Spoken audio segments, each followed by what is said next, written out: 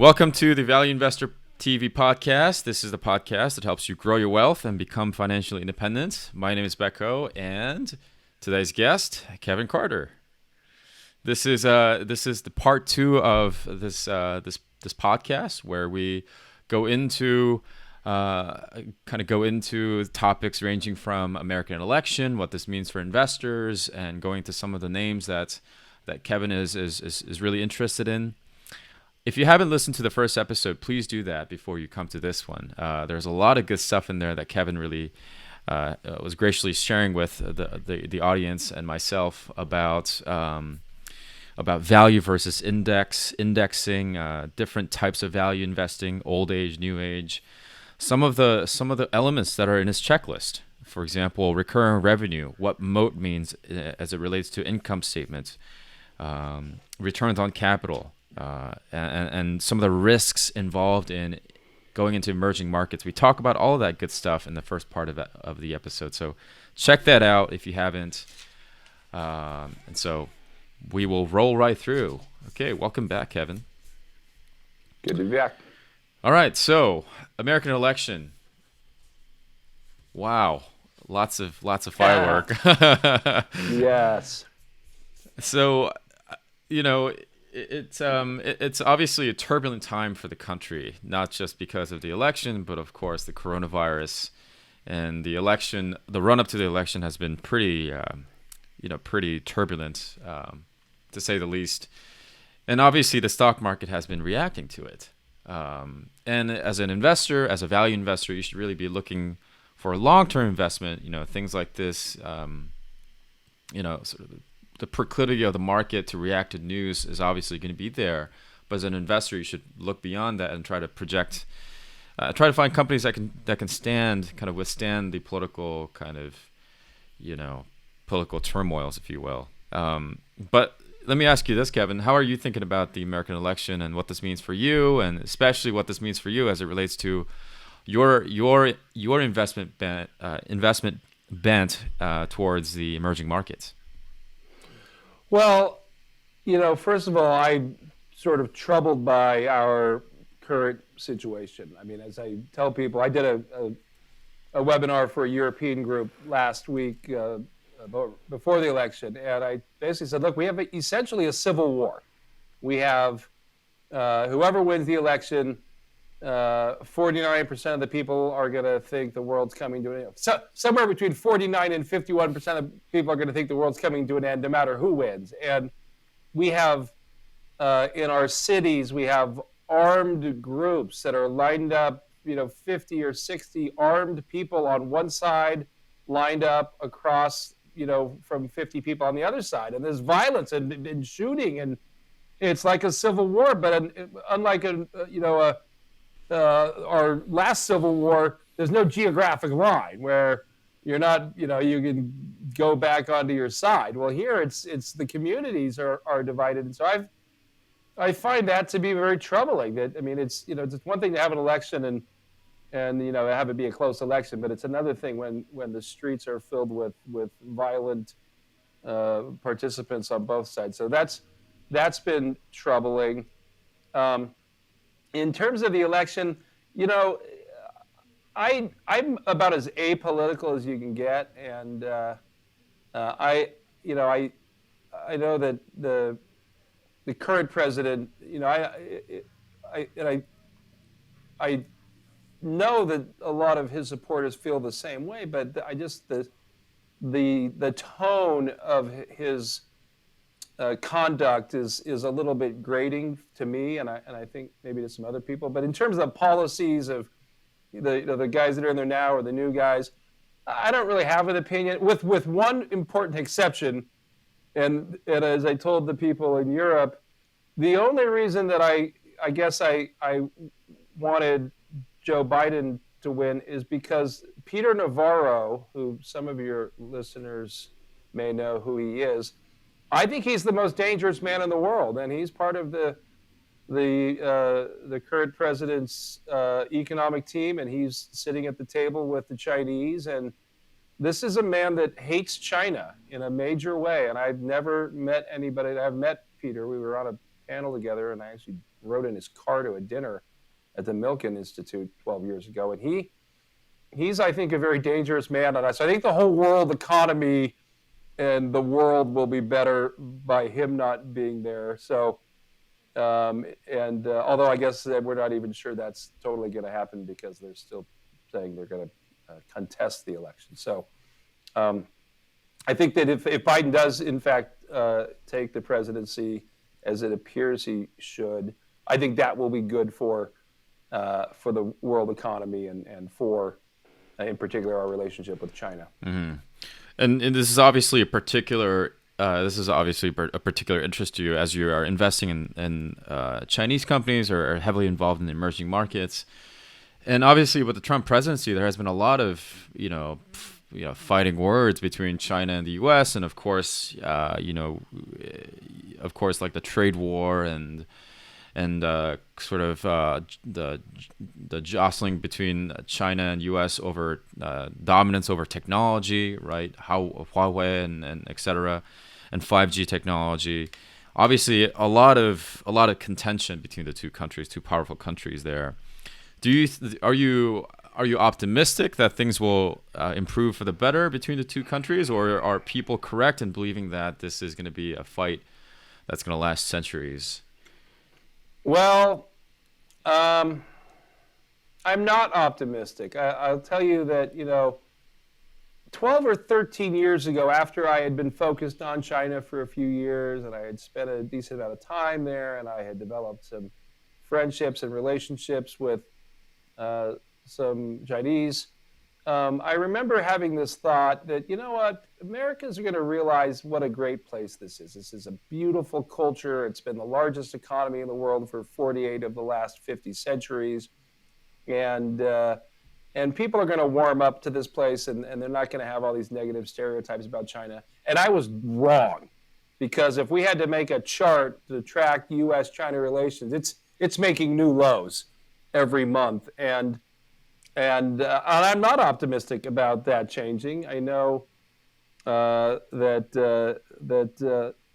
lots of people have very negative views about China, and I think it's unfortunate. And I think that one thing that I realized after I started to understand China, what I came to believe is that all of the adjectives and adverbs that are used in the U.S. to describe China, or anything about China, whether it's the GDP numbers or the government or whatever, every adjective and adverb are so decidedly negative or suspicious about China. And that permeates people. I mean, I have people that have never been to China that have all these terrible things to say about it, and they're so right, and they have never once been on the ground there, but they're sure of this, that, or the other thing. They're making up the numbers or what have you. So I'm not optimistic, and I think it's unfortunate. And I think that, I think what troubles me the most is this idea that we're number one, and if you look like you're going to be number one, if you're going to earn the number one spot in something,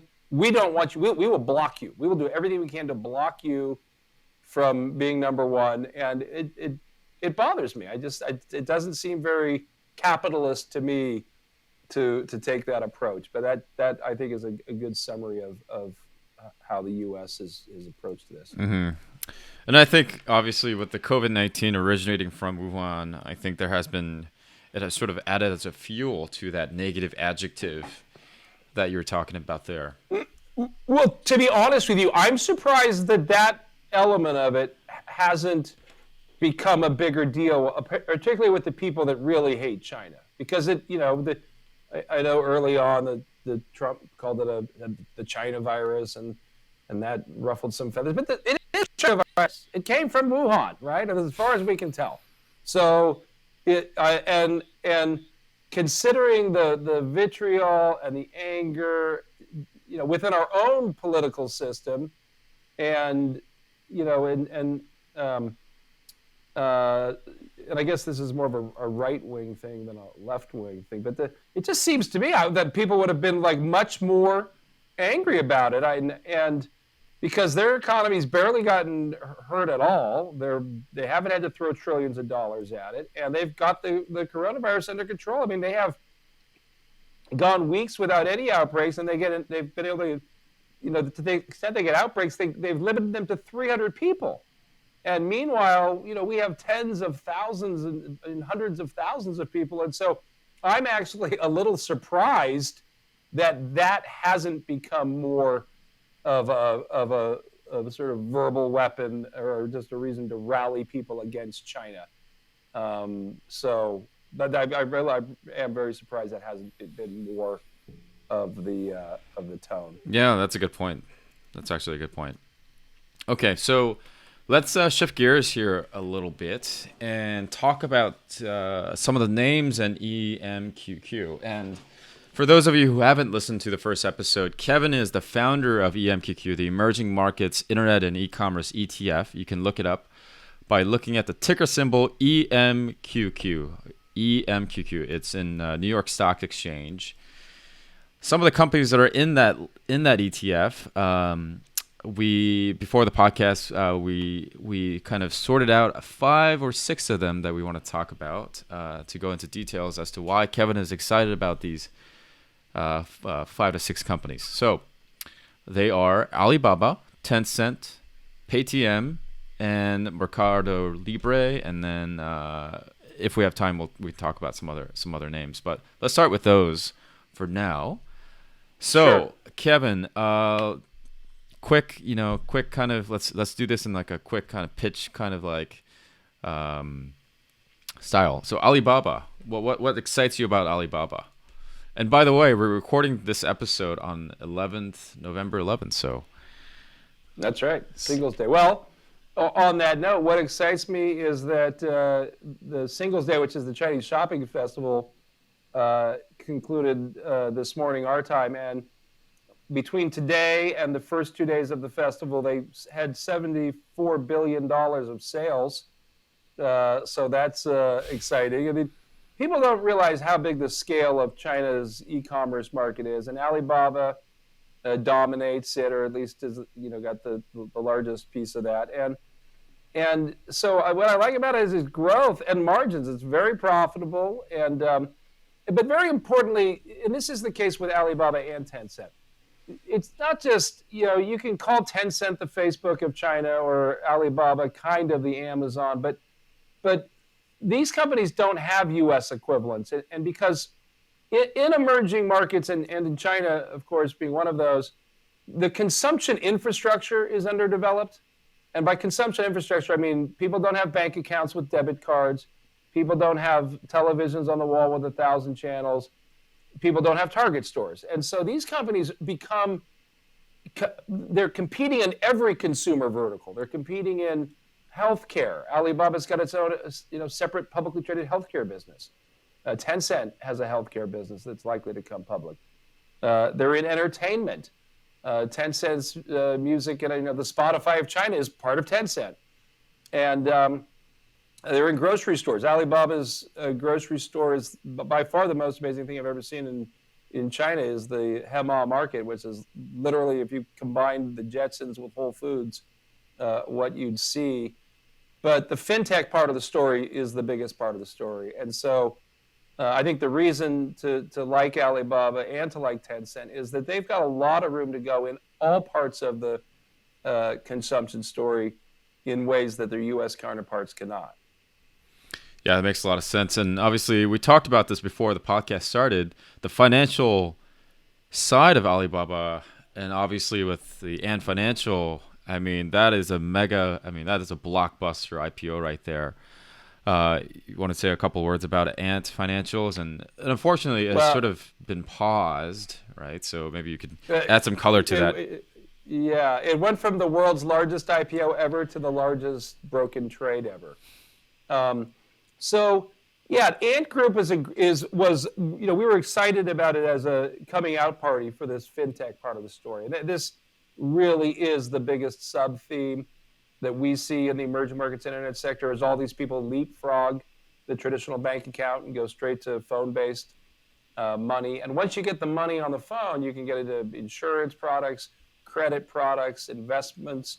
And Ant Group, Alibaba's fintech subsidiary, was the very embodiment of that. And it was As mentioned, it was going to be the largest IPO ever. It's a monster business. It's very profitable. It's growing at 40%. And so the fintech part of the story is clearly a big deal, but the IPO got pulled, and it's still not clear totally why.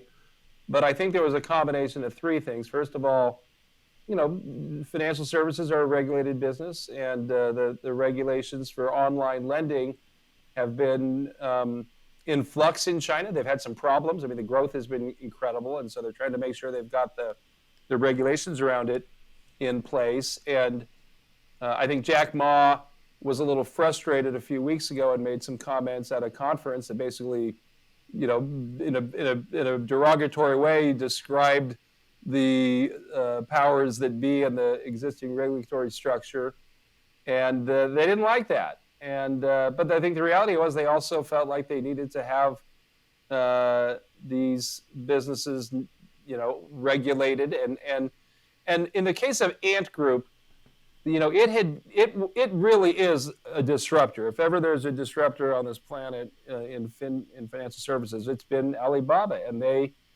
have become a financial supermarket for everything financial. 700 million people in China use every day, and the problem was that they were sort of disruptive to start with, and they were sort of pressured to pivot their business, and so they went from a disruptor to an enabler. And so they said, okay, we'll just provide the plumbing for all the existing banking system, which a lot of it's state-owned. And so they then became sort of a clearinghouse for loans by the banks. But then they did that so well that became a disruptor, where they were making a lot of money, and more money than the banks were themselves, and they weren't taking the risk, as they were getting the profits, but then giving the risk out to the banks. And so they were such a strong enabler that they became a disruptor again. And the government basically put a halt to the IPO. And I think a lot of it also was that, you had $3 trillion of demand for a $35 billion IPO. So the IPO was way oversubscribed, and the Chinese stock market's already been sort of in a frenzy. And I think that between those two factors, and importantly, the Chinese mainland stock market is Robinhood times 5. We talk about how retail volume in the U.S. has gone from 10% to 15%. Every day in China is Robinhood Day. It's 80% retail, and they're a very frenzied group of investors, and they're prone to bubbles and crashes. And so anyhow, they pulled the IPO. So they're going to probably have to rein in some of the elements of the Ant Group's business model, but the fintech story is a big deal, and I'm kind of glad that they pulled the IPO, because it was feeling almost too hot to handle, based on the leverage and the demand and so forth. Yeah, some of the before we started the podcast, we started talking about this article that came out this morning on Wall Street Journal, talking about the Chinese government cracking down on big tech, right? The Chinese big tech, Alibaba, Tencent, and etc. And you were mentioning that, I guess we were discussing what could come out of it. Like, what could be the end result of this crackdown? Is it going to be something similar to what we were seeing here in American soil, where you got big tech, Google, Facebook, the FAANG companies being challenged for their tech supremacy locally? Are they going to be broken up? Do you see that happening in China as well? Like, can Alibaba and Tencent be after all be broken up? Is that something that's in the realm of possibilities here? Well, I think anything's in the realm of possibilities, but you're right. So we've had sort of a 1-2 punch on the China internet space in the last 5 days, right? So you had the breaking the ant deal that had some regulatory elements to it, and then Monday or yesterday, the news that the Chinese government is redrafting monopoly rules, and in particular noting the internet companies. So. And that led to, between those two things, a decent sell-off in what had been a pretty hot group. And so, regulatory risk is an issue everywhere, and it's certainly not unique to China. I mean, I don't pay too close attention to this, but it seems like Amazon or Google or these people are like in front of the Congress all the time, getting accused of something. And as we mentioned earlier, I mean, it seems like every few months I see some Google fine for billions of dollars to some country or the European Union or whoever. So, but on the flip side, monopoly is a good thing to have. I mean, it's there's a reason why monopolies are illegal. It's because you can make a lot of money. And so if you're anywhere close to being looked at like that, you've obviously got something going on good for you. And now, in terms of breaking them up, you could see them break up into pieces, and I think at least in some cases historically, that's been better for shareholder value, right? If you break them up and then they become even more competitive independently, and I think we saw that when they broke up AT&T, and I wouldn't be surprised if they did actually break up Alibaba or one of these things. It doesn't seem to me that necessarily means the value is not, it's going to destroy value. In fact, it could unleash value. So I don't think it's a very much of a long shot that they'll actually break up these companies, because these companies, the Chinese government knows these companies are very, very important to its future. A lot of people that, going back to our other discussion, people don't like China. They don't trust China. They think the Chinese government's evil and they're going to repossess Alibaba. And that nothing could be further from the truth. The Chinese government knows that capitalism works better than a lot of people in our government, including some of the people in my part of the country that represent us. So I think it's highly unlikely that they're going to do anything to crush or in any way hurt Alibaba or Tencent in a meaningful way. But having said that, there's reasons why we have these types of laws, both for banks and for monopolies. And so I think they will prudently apply them as needed. Yeah. Yeah, I mean, I'm super excited to see what will happen with Tencent and Alibaba. And financial, of course. So shifting gears here a little bit, we talked a lot about China, the Chinese companies, Alibaba, Tencent. Let's shift gears and talk about Paytm. Paytm, yes. So Paytm is the Indian payments leader, and now this is a private company. Right now, so it's not, you can't buy the stock, but it's one of my favorite companies.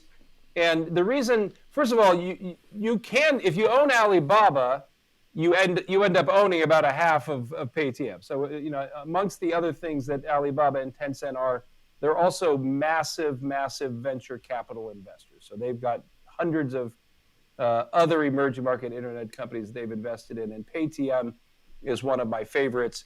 And what I like about Paytm, first of all, India's got an enormous population.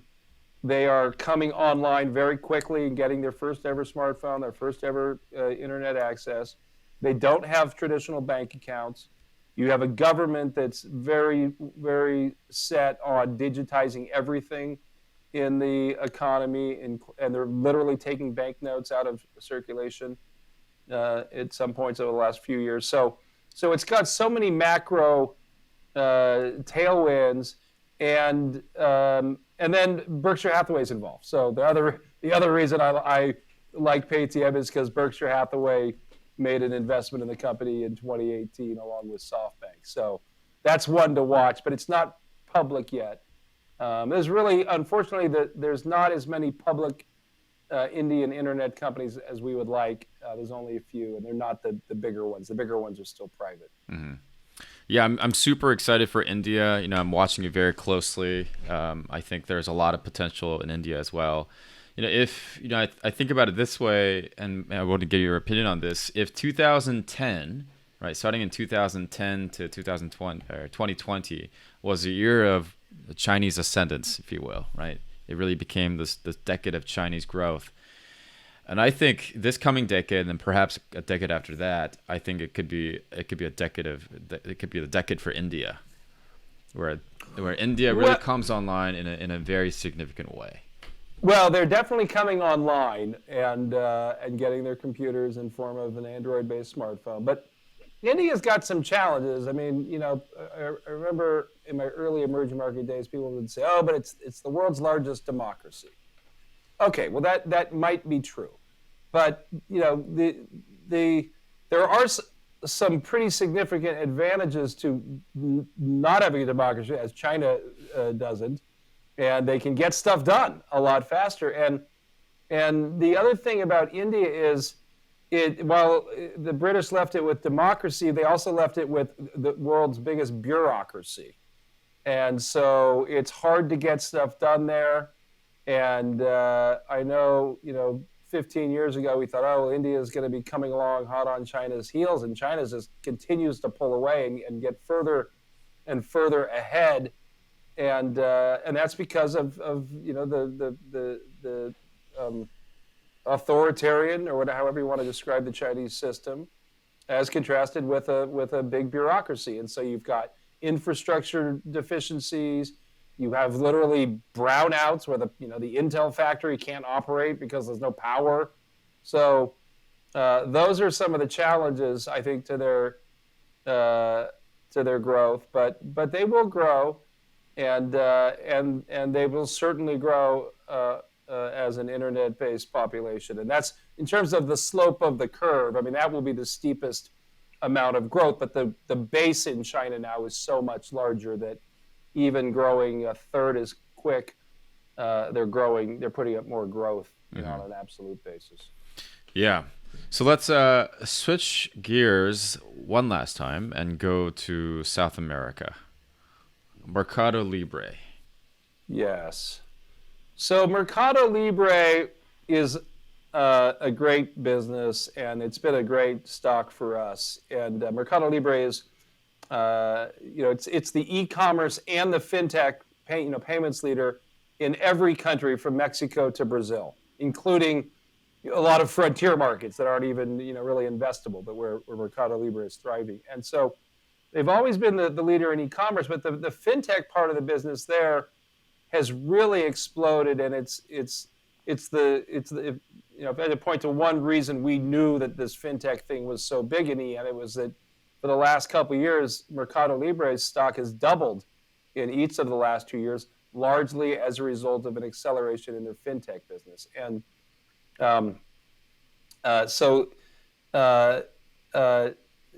it's a big company, it's an important company, and it's got a long way to go. The e-commerce penetration is half in South America. It's half of the penetration rate you find in Asia.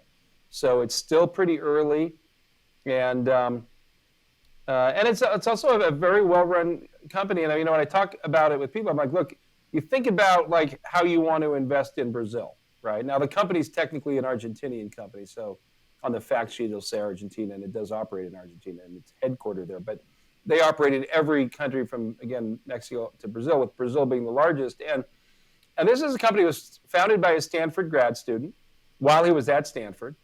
It counted Michael Spence, the Nobel Prize-winning Stanford economist, as an early board member. eBay was an early strategic shareholder. And so you think, okay, how do I want to get exposure to Brazil? You want Mercado Libre. Well, guess what? Mercado Libre is not in the Vanguard fund or the iShares fund, right? This company gets left out of the traditional indexes. And meanwhile, Petrobras, the corrupt oil company in Brazil, is in the index funds twice. So how do you want to get the exposure to emerging markets? So, kind of going back to something we talked about earlier, you can't just go buy the broad market. There's a lot of, I think, problems. So Mercado Libre, I think, is exactly the kind of company you want to look for, and it's been a big. Our shareholders have had good success in owning that the last couple of years. Fantastic. I think that's actually a good segue into the last part of this episode, which is something that we talked about in the previous episode also, but I think we should emphasize this.